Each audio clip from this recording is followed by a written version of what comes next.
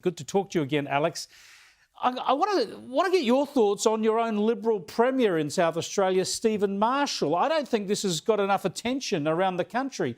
Actually forcing people who have turned up at an event at a restaurant or a winery where there's been an infection, people who normally would isolate at home, people who have tested negative but need to keep isolating for 2 weeks, forcing them into hotel quarantine. Isn't that a dramatic infringement of their human rights?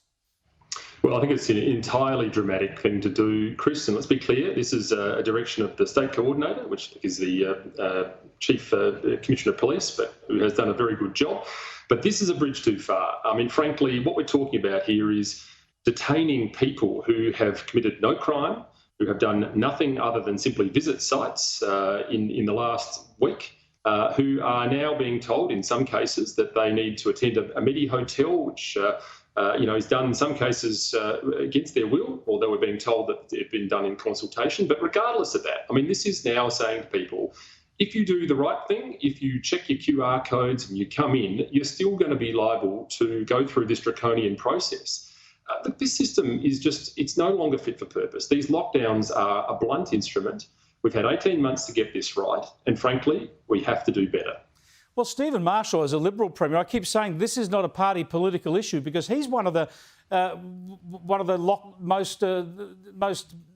premiers most prone to lockdowns. He's a lockdown fetishist. He's locked down before based on wrong information. He slammed borders shut. I mean, obviously, he thinks this is going to play into his election in March the same way it did do for Mark McGowan and Anastasia Palaszczuk.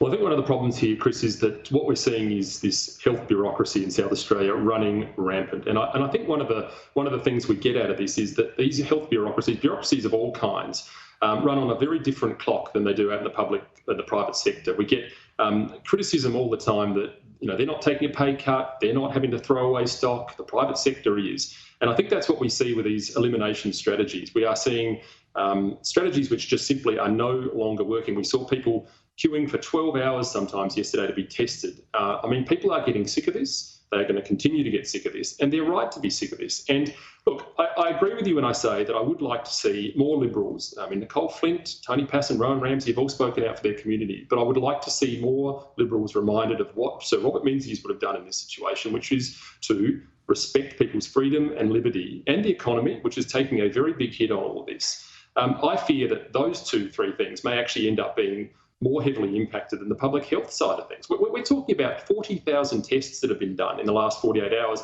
It's located 3 cases. Now, we don't want any cases, of course, but we've got to live in the real world. That is hardly super spreading, Chris. There has to be another way. He's using language like catastrophic and, as you say, super spreading when there's only one case today. And he says he's not forced anyone into hotel quarantine. It's recommended to them, but he has the power to force them. So they turn up with their health authorities or police and say, we're going to take you by ambulance to hotel quarantine. I'm not surprised no one says no.